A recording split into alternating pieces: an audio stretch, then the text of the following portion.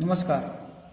पिछले वीडियो में हमने 2.1 का हल किया था।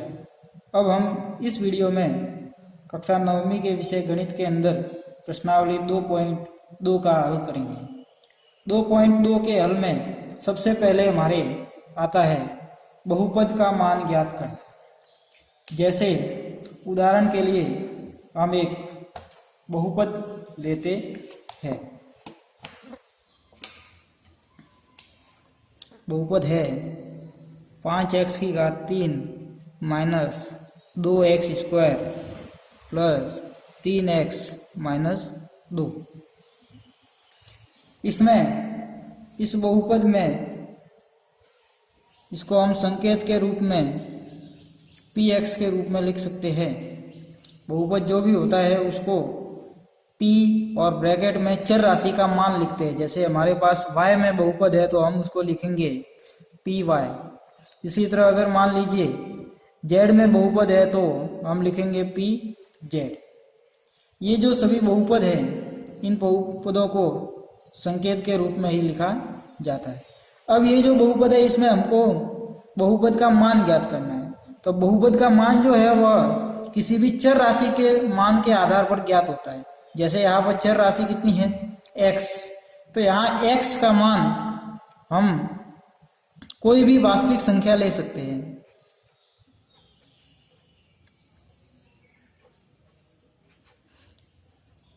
x का मान कोई भी वास्तविक संख्या ले सकते हैं। अब इस कोई भी वास्तविक संख्या को कभी कभी कुछ सवाल दिए हुए होते हैं, उसमें सवाल में ही दिया हुआ होता है कि x का मान बराबर 1 रखकर बहुपद का मान ज्ञात कीजिए। कभी कभी हमें स्वयं ही कोई संख्या सोचनी पड़ती है और उस संख्या को सोचकर फिर उसका मान जो है वह ज्ञात करना होता है। तो चलिए हम जैसे मान लीजिए अभी ये जो बहुपद है इसी बहुपद में हमें x का कोई भी एक मान रखना है। तो x बराबर मान लीजिए मैं रखता हूं 1। तो x बराबर 1 रखने पर x बराबर 1 किस में रखना है तो px में। तो देखिए px में x बराबर 1 रखेंगे तो px की जगह कितना आ जाएगा 1। इसी तरह यहाँ पर जितने भी x के मान है उन सब x के मान की जगह कितना रखना है हमको 1।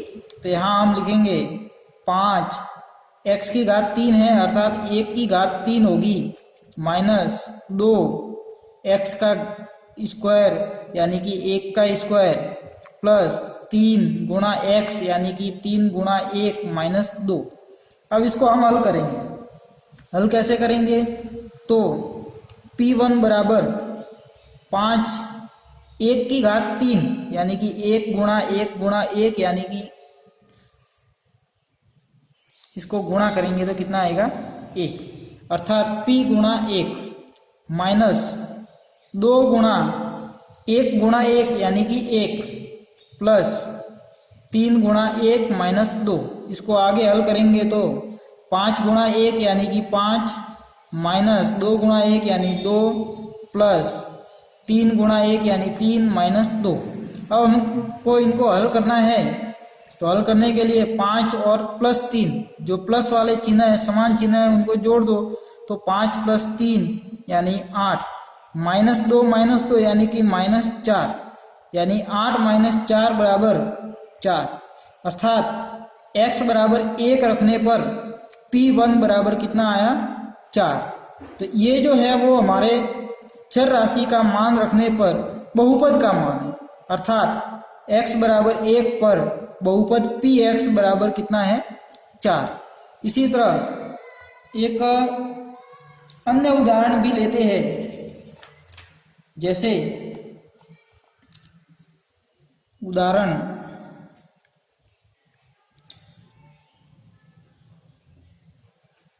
5x square minus 3x plus 7 px बराबर 5x square minus 3x plus 7 में x बराबर 1 पर बहुपद यानी कि px का मान ज्ञात करना है। तो इस px के मान ज्ञात करने के लिए हम जितने भी x के मान है चर राशि के मान है उन सब चर राशि के मान में कितना रखेंगे हम जितना भी अपने को बोला गया है x बराबर 1, तो पी एक्स की जगह रखा 1, 5 गुणा 1 का स्क्वायर माइनस 3 गुणा 1 प्लस 7 बराबर 5 और 1 का स्क्वायर 1 ही होता है माइनस 3 गुणा 1 यानी 3 प्लस 7, 5 गुणा 1 5 माइनस 3 प्लस 7। अब जो प्लस वाले हैं उनको जोड़ दो, 5 प्लस 7 12 माइनस 3 यानी कि 12 माइनस 3 हो गए 9, यानी कि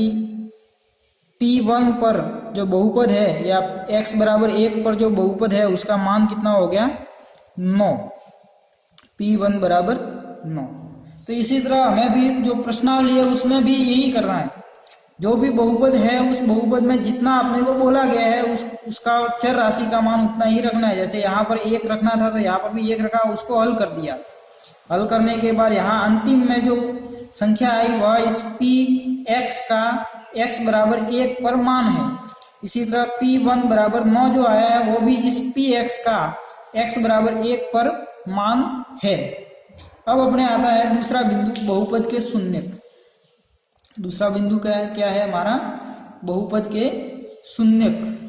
तो बहुपद के जो शून्यक है उसके लिए जैसे हम ये मान रख रहे हैं, इन मानों को रखते रखते यदि ऐसी कंडीशन आ जाए, एक ऐसी स्थिति आ जाए जिसमें जो बहुपद है पी एक्स का मान जो है वो 0 हो जाए, बहुपद का मान क्या हो जाए 0 हो जाए। जब भी कोई मान अपन हल करेंगे और बहुपद का मान कितना हो जाए 0, अर्थात x बराबर कोई भी मान, जैसे मैंने रख दिया a, रखने पर PA, क्योंकि मैंने x की जगह कितना रख दिया a रखने पर PA बराबर कितना हो जाए 0, तो वह x का मान यानी कि x बराबर a बहुपद का शून्यक होता है। अर्थात जब भी हम किसी भी बहुपद में x की जगह यानी कि चर राशि की जगह कोई मान रखेंगे और जो मान है वह रखने के बाद जो बहुपद है उसका मान कितना हो जाए 0 हो जाए, तो वह जो है x का मान बहुपद का शून्यक कहलाता है। तो पूरी जो 2.2 है उसमें हमें यही ज्ञात करना है। पहला तो बिंदु है हमारा बहुपद का मान ज्ञात करना और दूसरा बिंदु है हमारा बहुपद के शून्यक ज्ञात करना। प्रश्नावली 2.2 का पहला सवाल, निम्नलिखित पर बहुपद 5x minus 4x square plus 3 के मान ज्ञात कीजिए। अर्थात हमारे पास एक बहुपद दिया हुआ है, उस बहुपद में निम्नलिखित मान रखकर उनका मान ज्ञात करना है। जैसे पहले सवाल में बहुपद जो है वो क्या है, तो बहुपद px बराबर हमारे पास है 5x minus 4x square plus 3। इस बहुपद को सही क्रम में भी हम लिख सकते हैं, आरोही या अवरोही क्रम में। तो हम यहाँ अवरोही क्रम में लिखेंगे तो जो प्रत्येक चर राशि है उसके साथ में जो गुणांक है उसका जो चिन्ह है उसको भी आगे लेना है। जैसे यहाँ माइनस 4x स्क्वायर है तो माइनस 4x स्क्वायर, इसके आगे कोई निशान नहीं है तो इसको प्लस 5x लिखेंगे प्लस 3। कोई भी बहुपद होता है उसको सबसे पहले तो अवरोही क्रम में लिखा जाता है।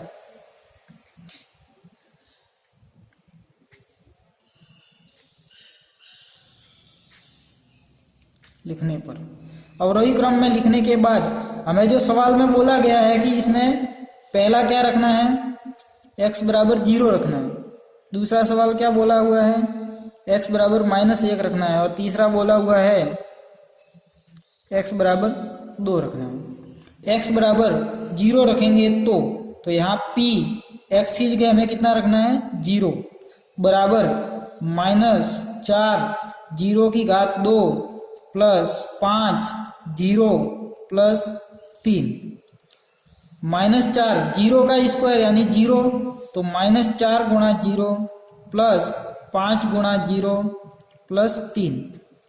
-4 गुणा 0 यानी कि 0 प्लस जीरो गुणा 5 यानी 0 प्लस 3।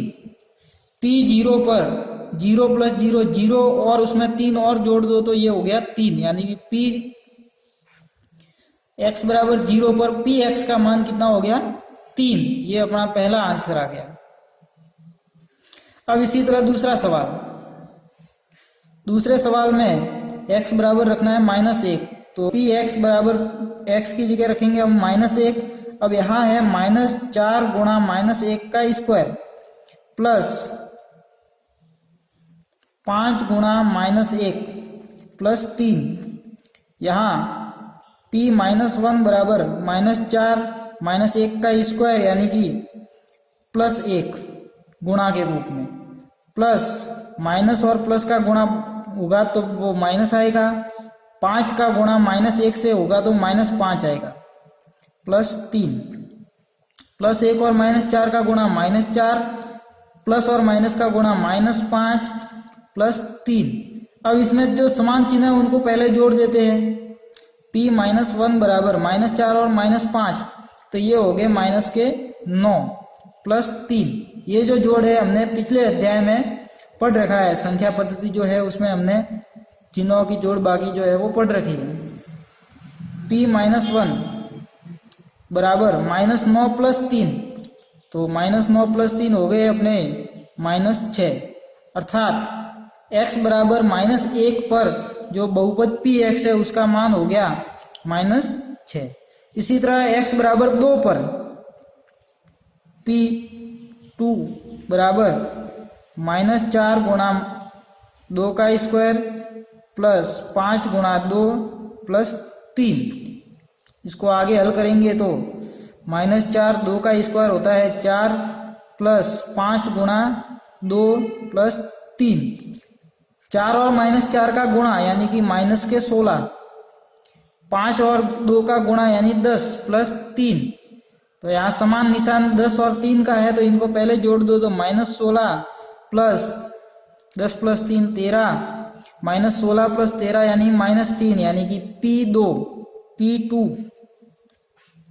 x बराबर 2 पर p2 का मान हो गया -3। तो ये इस तरह हमारे जो पहला सवाल है उस पहले सवाल के तीनों उत्तर, तीनों का मान रखने के बाद जो तीनों इनके आंसर है वो आ गए।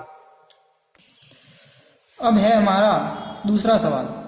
दूसरे सवाल में क्या कह रहा है, निम्नलिखित बहुपदों में से प्रत्येक बहुपद के लिए p0, p1 और p2 ज्ञात कीजिए।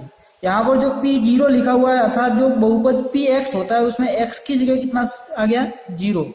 अब हमें कितना लिखना है तो x बराबर कितना रखना पड़ेगा यहाँ पर बहुपद में 0। अब बहुपद में जो चर राशि है वो जरूरी नहीं है सिर्फ x हो, x की जगह कोई भी हो सकती है। जैसे यहाँ पर है y है, यहाँ t है, तो जो 0 है उसको t की जगह रखना है। यहाँ जो 0 है या 1 है या 2 है उसको किसकी जगह रखना है y की जगह। तो अपन दूसरे का पहला सवाल हल करते हैं। py बराबर y square minus y plus 1। अब हमें क्या क्या ज्ञात करना है, एक तो ज्ञात करना है p0, एक ज्ञात करना है p1 और एक ज्ञात करना है p2। तो यहाँ पर देखो y की जगह कितना लिखा हुआ है 0, तो हमें y की जगह कितना लिखना पड़ेगा 0। तो py में y बराबर 0 रखने पर, अब जब 0 रखेंगे तो कितना मान आएगा देखिए, p0 बराबर 0 का स्क्वायर माइनस 0 प्लस 1, 0 का स्क्वायर 0 माइनस 0 प्लस 1, 0 माइनस 0 0 और प्लस 1 यानी कि 1। अर्थात हम कह सकते हैं कि p0 बराबर कितना हो गया बहुपद के लिए 1। ये अपना पहला आंसर आ गया। इसी तरह p1, तो यहाँ y की जगह अपने को कितना रखना है p1, y बराबर कितना रखना है 1, तो y बराबर 1 रखने पर, और y बराबर 1 रखेंगे तो क्या होगा देखिए, p1 बराबर 1 का स्क्वायर माइनस 1 प्लस 1।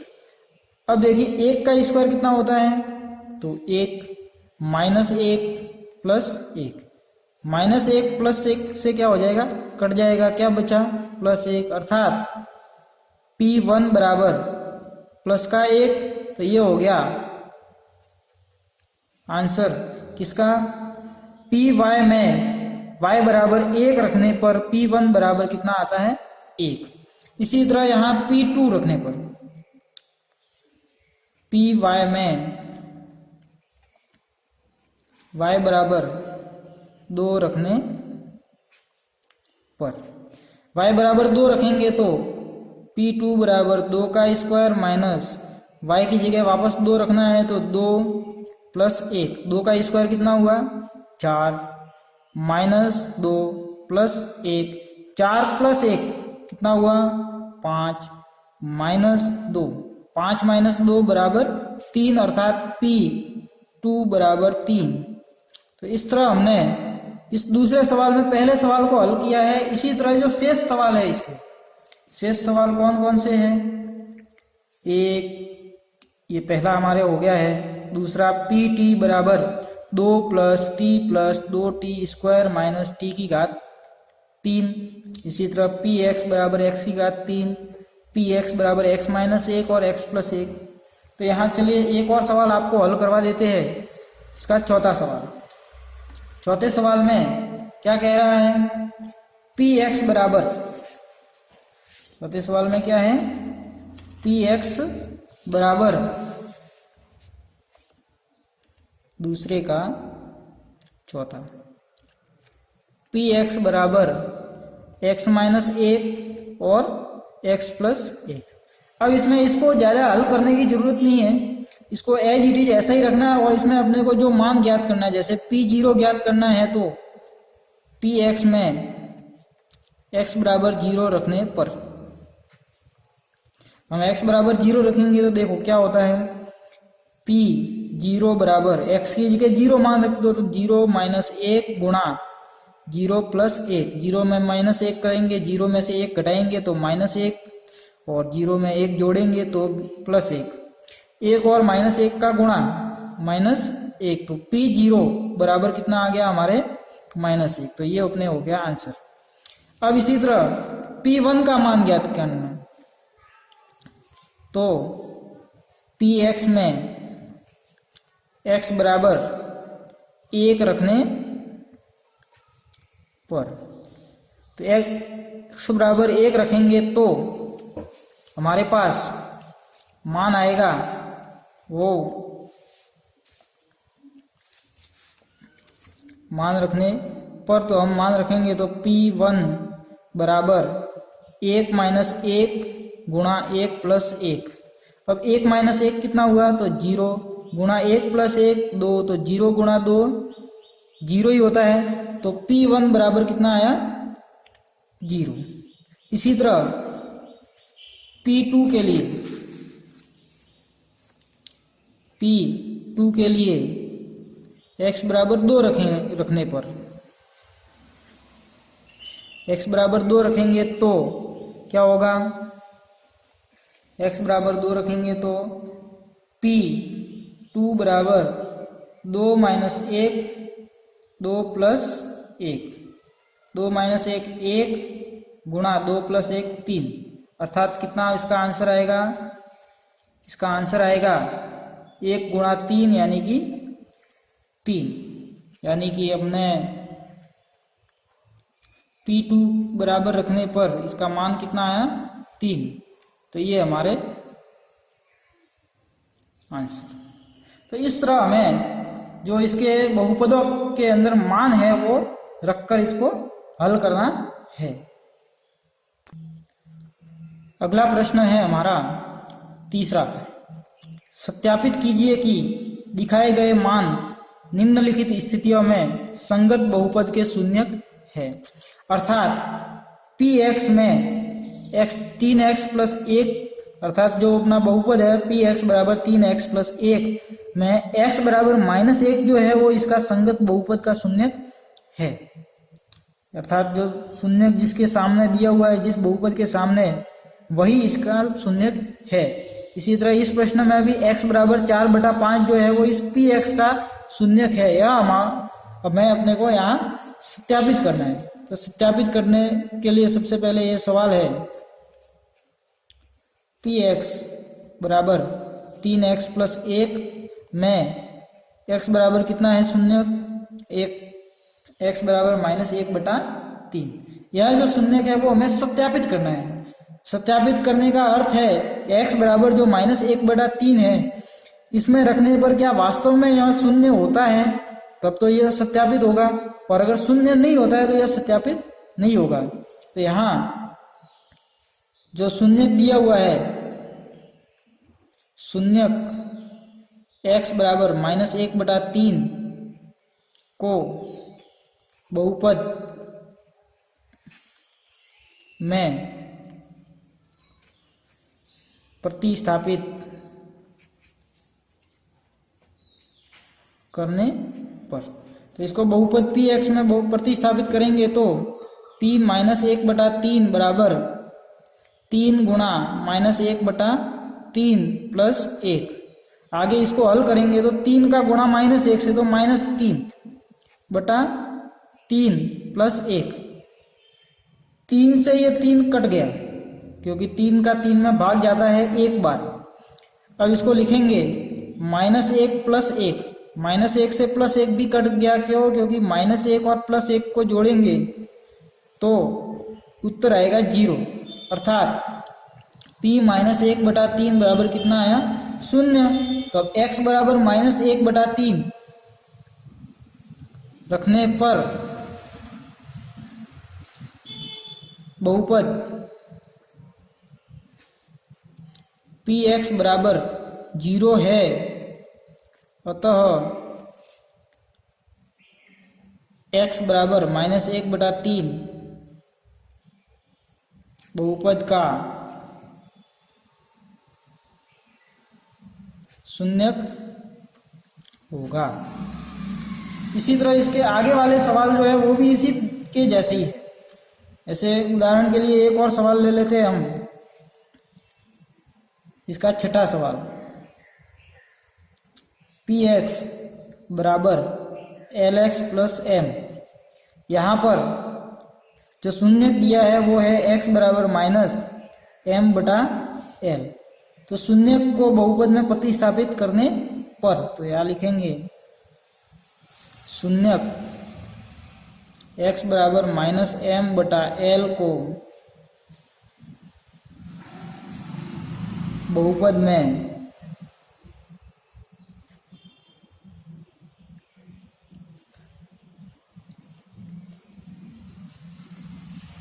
प्रतिस्थापित करने पर, तो बहुपद में प्रतिस्थापित करेंगे तो p -m/l बराबर l गुणा x की जगह हमको रखना है m/l माइनस का, प्लस m, l गुणा ये भाग है तो कट गया, बचा -m प्लस m। अब हम -m प्लस m भी कटेगा, क्यों? क्योंकि ये दोनों माइनस का m है और एक प्लस का m है, तो इनको जोड़ेंगे तो ये हो जाएगा 0। तो p -m/l बराबर हो गया 0। तो इस तरह यहाँ पर भी x बराबर -l/m रखने पर px बराबर 0 है, अतः x बराबर -m/l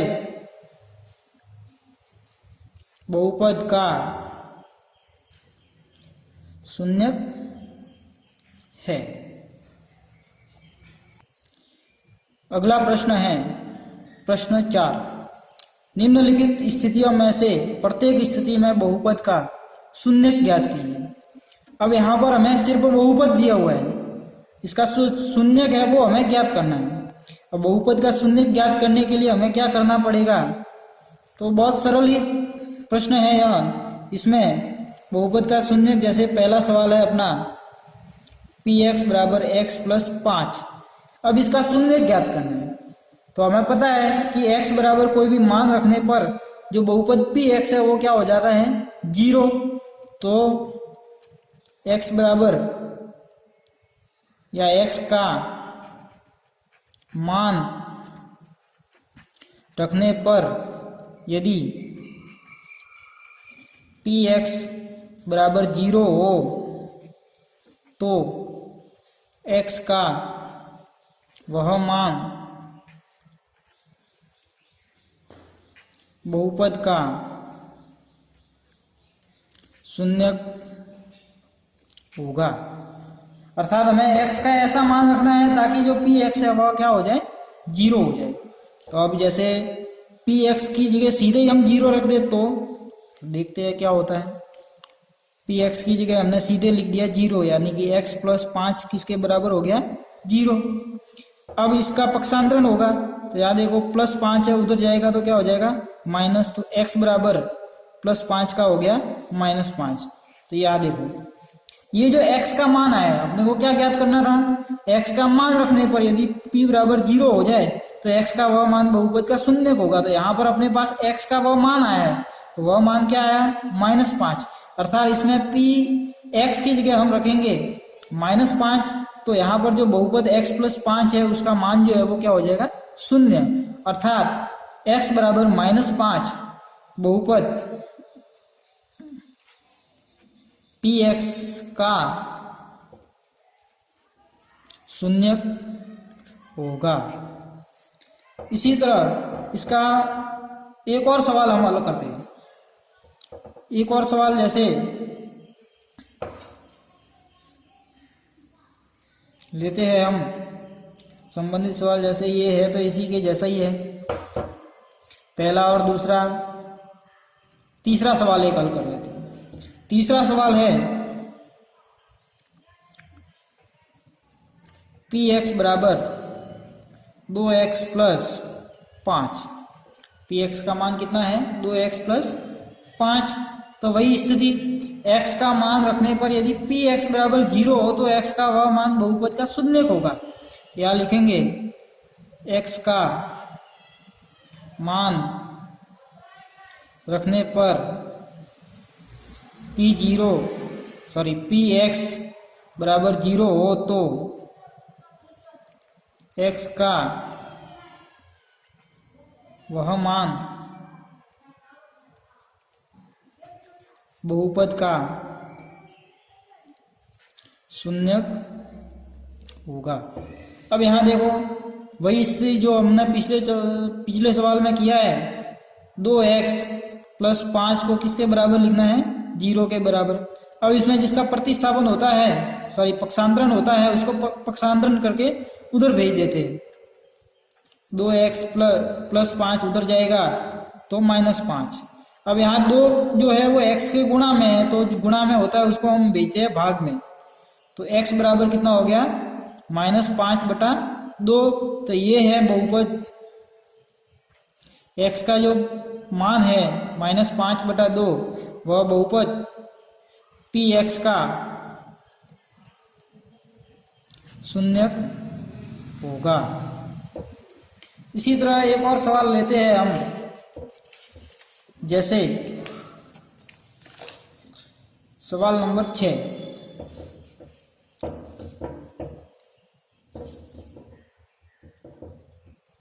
सवाल नंबर 6 में दिया हुआ है px बराबर ax और a बराबर नहीं है 0।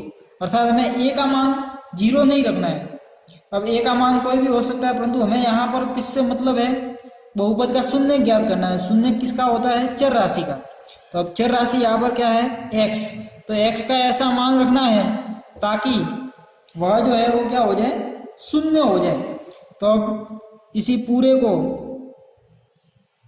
ax बराबर कितना लिखेंगे हम, 0। क्यों लिखना है, क्योंकि इसका शून्य ज्ञात करना है। शून्य ज्ञात करने के लिए x का मान आता है, उससे इसको रखेंगे तो वो मान हो जाएगा शून्य। अब 0 रखा है, अब यहाँ गुणा में है, ये x के क्या है, गुणा में है, तो कहा जाएगा भाग में, तो 0/a। अब यहाँ क्या कहा था, 0 नहीं है बराबर में, अर्थात a बराबर क्या नहीं है, 0। तो ये 0 नहीं है, इसका मतलब हमारी एक स्थिति होती है जब हम परिमेय संख्या लिखते हैं तो परिमेय संख्या p बटा q रूप में होती है और p और q पूर्णांक होते हैं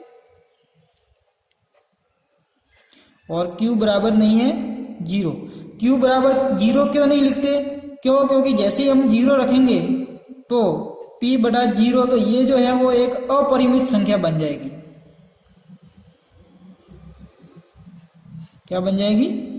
अपरिमित संख्या, जिसको हम गणित में परिभाषित नहीं कर सकते।